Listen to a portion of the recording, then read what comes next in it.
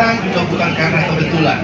Karena di dalam konsep ajaran Buddha itu tidak ada segala sesuatu yang terjadi karena kebetulan. Semua ada sebab dan akibat, ya kan? Kalau andai kata jodoh kita, karma kita nggak menyatu dalam ruangan ini, mungkin dalam perjalanan saya yang cukup jauh dari Jakarta sampai ke sini 1 jam lebih, ya, saya bawa mobil, itu bisa terjadi sesuatu dan membuat saya tidak hadir di sini. Betul nggak, Bapak Ibu? Nah, berarti karena karma kita yang kuat, makanya menyatu dalam ruangan ini. Yang hari ini nggak hadir, berarti karmanya nggak cocok ketemu saya. Oke, nama saya Hari Sutanto. Kali ini saya mau bawa topik tentang pentingnya kehidupan, arti dari hidup itu sendiri. Sebelum saya masuk ke dalam topik, saya mau cerita dulu. Kisah ini terjadi pada masa waktu Buddha waktu masih hidup di dunia ini. Jadi ini di Buddha waktu itu hadir di sebuah kota namanya Alawi di India. Ya, kota kecil di India namanya Alawi. Buddha pernah memberikan khotbah di sana dan beliau datang lagi nih untuk memberikan khotbah yang berikut. Tapi ketika semua orang sudah berkumpul di sana, pemuka-pemuka dari daerah itu semua sudah kumpul, Buddha belum memulai. Kenapa belum memulai? Mereka juga nggak tahu. Karena kalau dilihat orang-orang penting di daerah itu sudah kumpul, masyarakat sudah kumpul. Nah, ada satu kesempatan yang sama, ada seorang anak kecil. Dia namanya Tesatara Ditu. Ya, Ditu artinya anak gadis. Tesatara artinya tukang tenun. Jadi Tesatara Ditu artinya anak gadis tukang tenun. Jadi dia pun mau mendengarkan khotbah dari Buddha, tapi dia harus mengantar makanan sama bapaknya yang sedang menenun. Jadi dia bingung nih, mau anterin makanan dulu atau mau dengar khotbah dulu. Kalau dia mau antar makanan dulu, nanti dia khawatir nggak bisa dengar khotbah dari Buddha. Kalau dia mau dengar khotbah dari Buddha dulu, dia khawatir bapaknya kelaparan. Jadi bingung kan? Tapi dia tetap berjalan, dia berjalan terus gitu ya. Nah, Buddha kan tadi saya bilang ya, ada di depan pintu gerbang, jalan mondar-mandir. Siapa yang ditunggu? Sebetulnya Buddha sedang menunggu anak gadis kecil ini. Kenapa Buddha menunggu anak gadis kecil ini? Karena Buddha melihat pada saat itu, kalau Buddha akan memberikan khotbah, anak gadis ini akan mencapai tingkat kesucian yang pertama. Jadi kita enaknya begitu, kalau hidup masa Buddha bisa tahu kapan kita bisa capai tingkat kesuciannya. Itu suatu berkah yang luar biasa. Nah, jadi gadis kecil ini lagi bingung berjalan, akhirnya tetap dia berbelok. Nah, dia berbelok ke tempat di mana pertemuan itu berada. Nah, dia berjalan, setelah mendekati, setelah berhadapan nih dia dengan Buddha, ya, dengan sang Buddha. Lalu Buddha bertanya sama anak gadis kecil ini, anakku, ada 3 pertanyaan ya, nanti coba pikirkan. Pertanyaan pertama, Buddha bilang begini, anakku, dari mana kamu berasal? Lalu anak gadis ini bilang, Tesatara itu bilang begini, saya tidak tahu guru. Pertanyaan pertama. Pertanyaan yang kedua, kamu mau kemana? Lalu Tesatara itu jawab lagi, saya tidak tahu guru. Pertanyaan kedua. Pertanyaan yang ketiga, apa itu yang kamu tahu? Lalu dia jawab, ya, hanya itu yang saya tahu guru. Katanya, hanya itu yang saya tahu guru, katanya. Oke? Nah, semua orang bingung dong. Karena ditanya, coba kalau kita ditanya, kamu dari mana? Nggak tahu. Emang mau kemana? Nggak tahu. Terus apa itu yang kamu tahu? Ya itu cuma saya tahu. Bingung kan? Nggak nyambung ya? Jadi semua orang gaduh gitu kan. Dengar kok ini anak kecil ditanya sama Buddha, jawabnya begitu asal-asalan gitu kan. Tapi Buddha mengerti. Nah, Buddha mengerti apa arti jawaban anak gadis kecil ini, si Tesatara itu. Semua ketika orang sudah gaduh-gaduh, Buddha ulangi lagi ya, bertanya lagi, anakku, saya tanya, kamu dari mana? Kenapa kamu jawab? Kamu tidak tahu. Lalu Kaisar Naradi itu menjawab nih, anak gadis kecil ini menjawab nih, kurang lebih usia sekitar di bawah 10 tahun lah, 8-9 tahun begitu. Dia menjawab begini, dia bilang, betul Guru, Buddha adalah orang yang telah mencapai penerangan sempurna yang mengetahui segala-galanya, sebelum dan sesudahnya. Pasti pertanyaan Buddha bukan pertanyaan yang remeh untuk menanyakan apakah saya datang dari rumah, dari kebun, atau dari mana-mana. Pasti bukan pertanyaan ini yang Buddha maksudkan kepada saya. Yang Buddha maksudkan kepada saya adalah, saya ini dulu datang dari mana? Saya lahir dari mana? Saya tidak tahu, Guru.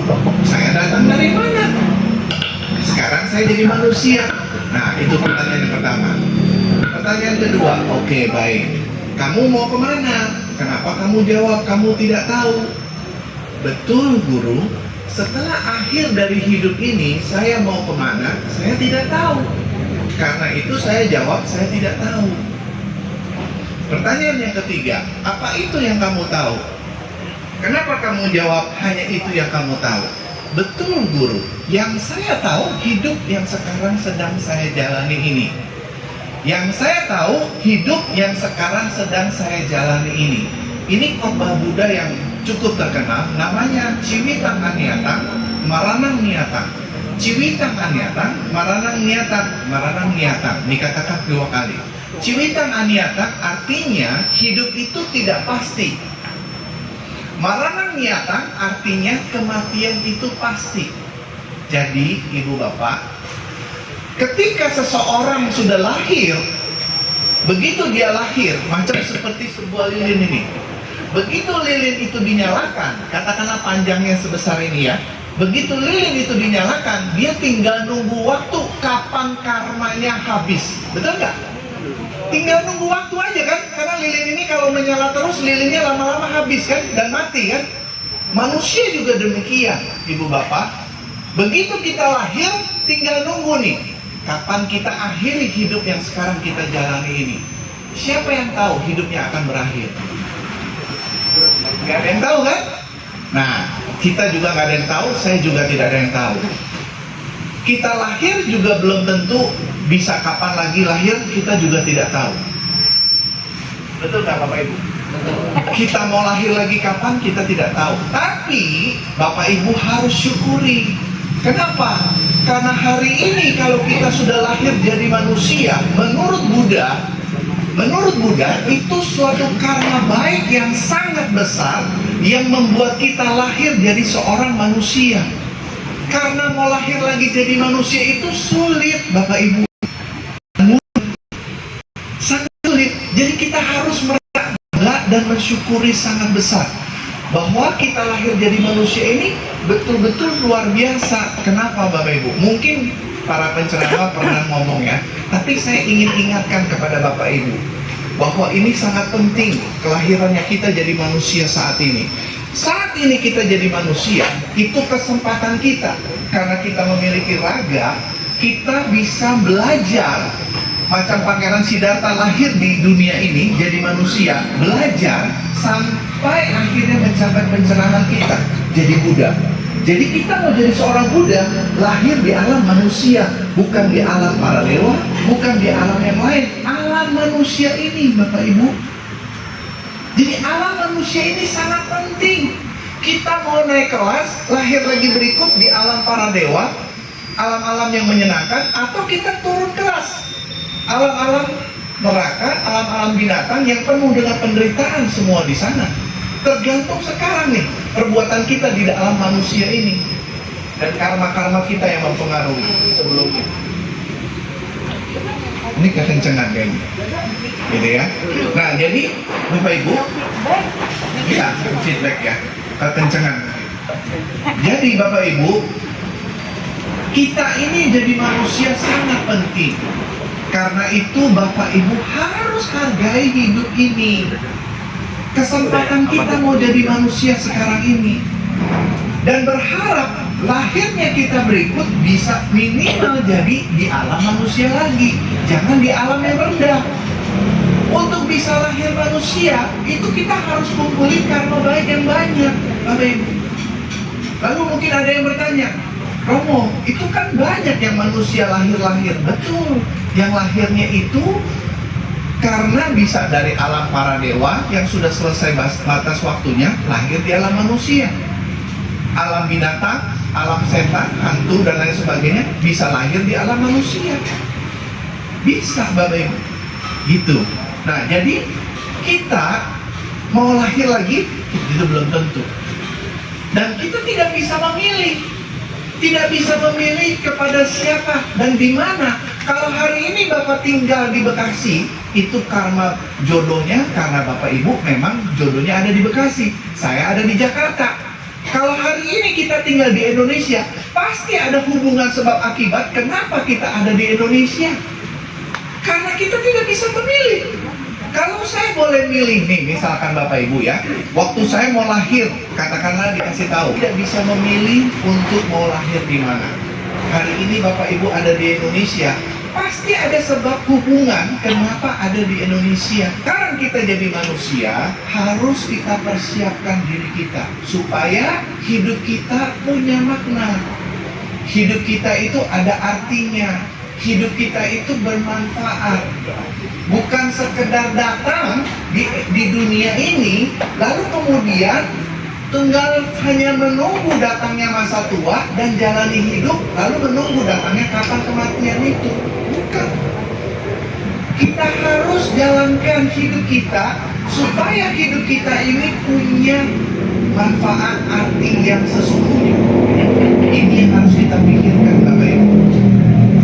Ya, sesuai dengan topik saya hari ini. Waktu kita masih kecil, ada anak kecil ya, tidak berdaya. Ya, orang tuanya yang punya kuasa. Kamu sekolah ya, kita sekolah, ya kan? Dari TK, lalu masuk SD, lalu masuk SMP, lalu setelah SMP SMA, betul? Nah, setelah SMA kemana? Kuliah. Orang tuanya punya dana, ya mau kuliahkan anaknya, kita sudah cukup besar. Kalau SMA kita juga mau kuliah, ya sudah kuliah. Setelah kuliah, nah kebanyakan cari kerja. Tapi ada juga orang yang mau belajar lagi, gitu kan? Tapi anggaplah kita cari kerja. Oke, setelah cari kerja, cari jodoh. Betul kan? Sudah punya pekerjaan yang cari jodoh, kecuali mau jadi biku. Cari jodoh, benar nggak? Cari jodoh, menikah, ya kan? Setelah menikah punya anak, betul? Anak jadi besar, kita jadi tua. Setelah tua,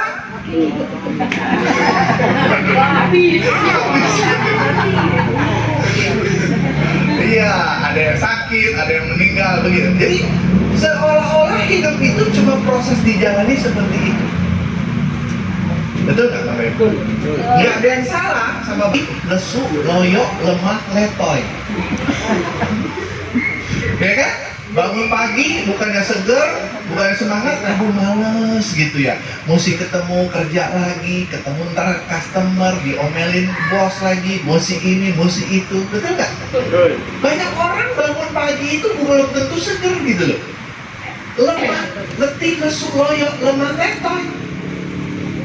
Nggak semangat sama hidupnya. Kenapa? Bosan sama hidupnya. Bapak Ibu, kita harus manfaatkan hidup kita saat ini supaya kenapa, Bapak Ibu? Kalau hari ini hidup kita banyak karma buruknya, hidup kita banyak kesulitannya, hidup kita banyak kesusahannya, artinya itu karma-karma buruk yang terlahir, yang keluar akibat dari perbuatan-perbuatan masa lalu dan kehidupan kita yang menghasilkan karma buruk itu sekarang, yang membuat hidup kita menderita, hidup kita susah, sulit, dan lain sebagainya. Nah, kalau kita tidak suka dengan hidup yang seperti ini, karena kita sangat sulit, sangat menderita, sangat kesal hati, dan lain sebagainya, hari ini saya minta sama Bapak Ibu, mulailah menanam kebaikan, mempersiapkan. Kita harus punya tujuan sama hidup ini. Orang punya tujuan, baru dia jelas mau kemana.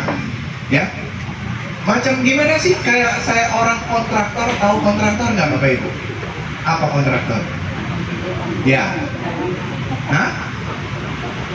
Nah, ini maksud saya, supaya saya persamakan dulu ya. Karena waktu saya pernah ceramah di wihara yang lain, Bapak Ibu tahu kontraktor? Tahu Romo apa? Setahun kontrak di sini, setahun kontrak di situ, setahun kontrak di sana. Itu kontraktor juga kan? Yang tukang kontrak namanya. Yang saya maksud ini, ya, pemborong yang bangun rumah, ya kan? Ada satu bidang tanah, lalu si kontraktor ini persiapkan untuk bangun rumah. Betul kan?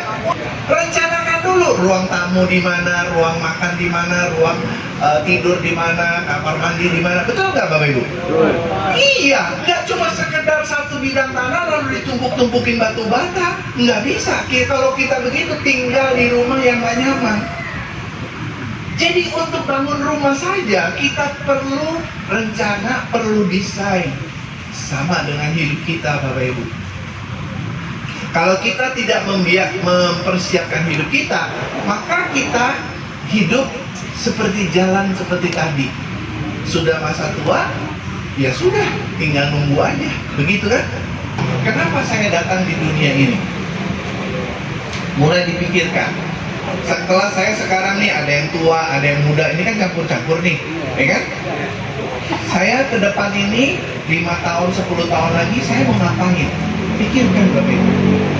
Harus dipikir. Kalau sekarang saya sudah tua, termasuk mama saya pun sekarang udah usia 87. Sudah tua banget kan? Ibu sudah berapa? Oh ya, sudah 87. Sudah boleh dibilang kemarin sakit-sakit sampai nggak bisa bangun. Kakinya juga sudah susah.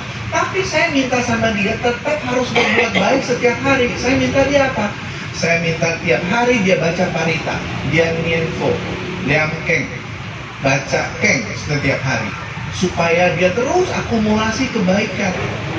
Jadi jangan berpikir kalau saya sudah tua, aduh nggak bisa ngapa-ngapain. Jangan Bapak Ibu, tetap lakukan apa yang kita bisa perbuat.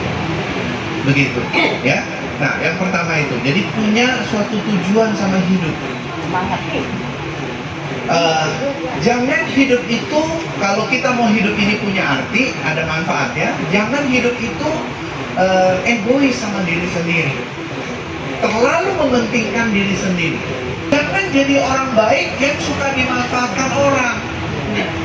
Jangan diperdaya orang, jangan dikibulin orang, jangan ditipu orang. Jadi kita harus butuh apa? Kebijaksanaan. Begitu Bapak Ibu. Itu pengemis di pinggir jalan juga punya benih itu. Jadi kita ini punya benih kebudayaan. Hanya masalahnya sekarang dia tertutup. Kita belum menyadari, belum kesadarannya timbul. Jadi belum berkilau, memberi arti sama orang lain, suka menolong orang dan lain sebagainya. Oke? Itu yang kedua. Yang ketiga terakhir dari saya. Selama kita hidup ini Bapak Ibu, sebisa mungkin selalu rutin rajin berbuat kebaikan. Hari ini Bapak Ibu datang berdoa, berbuat kebaikan. Saya juga hari ini melakukan kebaikan. Tapi jangan cuma hari ini. Itu kebaikan kecil yang kita lakukan, jangan dianggap remeh. Karena kebaikan kecil itu ibarat satu tetesan air. Satu tetesan air itu dia tidak ada arti. Tapi kalau setiap hari ditetesin, lama-lama tong yang besar itu juga penuh. Jadi kebaikan yang kita buat mungkin hari ini cuma setetes embun atau setetes air. Tapi jangan dianggap satu tetes air. Kalau terus diakumulasikan, dia membawa juga manfaat. Satu tetesan air, dia tidak akan bisa membuat batu karang yang keras itu bisa berlubang. Nggak bisa. Kalau cuma satu tetes. Tapi kalau sampai ribuan, jutaan kali, maka batu karang yang keras itu pun jadi berlubang Bapak Ibu. Jadi jangan remehkan kebaikan kecil yang kita lakukan. Kalau kita akumulasikan itu jadi besar. Itulah yang bisa membawa perubahan hidup kita juga. Itulah yang membawa hidup kita jadi lebih baik. Karena kebaikan yang kita lakukan sangat banyak Bapak Ibu. Jadi rajin-rajinlah berbuat baik. Kalau hari ini hidup kita selalu banyak masalah, karena hidup kita ini kan selalu banyak persoalan begitu kan. Siapa yang hidupnya nggak punya masalah? Ada nggak? Nggak ada. Karena kalau ada orang, oh saya nggak punya masalah, ngomong, dia bohong. Dia bukan orang yang normal jadi manusia. Itu selamanya pasti punya masalah. Dan kalau kita mau mengerti, justru dari masalah inilah yang membuat kita naik kelas, yang membuat kita tumbuh. Jadi Bapak Ibu, ya itu nanti di pertemuan berikut lah ya, saya bahas lagi ya. Yang penting Bapak Ibu bisa pahami, disitulah sebetulnya kita belajar sama hidup ini. Itu sulit. Jadi harus kita betul-betul manfaatkan hidup kita saat ini. Yang kedua, hidup kita itu harus bisa berarti buat orang lain di sekeliling kita. Baru hidup kita ada manfaatnya. Dan yang ketiga, terakhir adalah selalu melakukan kebaikan. Kalau Bapak Ibu hari ini hidupnya banyak masalah, rajin-rajin Bapak Ibu, jangan cuma hanya hari ini datang, tapi setiap hari dibuat. Pagi ketika bangun, ya, ini yang saya selalu lakukan Bapak Ibu. Pagi setelah sudah bangun, cuci muka dan saya, tiam hio, pasang hio, berdoa, begitu Bapak Ibu. Malam mau tidur, ya, saya saran ya, jangan suka nonton TV, apalagi nonton film horor. Meditasi, menenangkan diri, baca lagi mungkin Parita, Mienfo atau Liangkeng, apa saja, pokoknya hal-hal yang baik supaya pikirannya tenang begitu, sehingga kita bisa mendapatkan kedamaian sama hidup ini. Ya, oke, demikian Bapak Ibu, semoga pertemuan ini bisa memberi manfaat dan saya berharap kita suatu ketika juga berjumpa kembali. Terima kasih. Namo Buddhaya.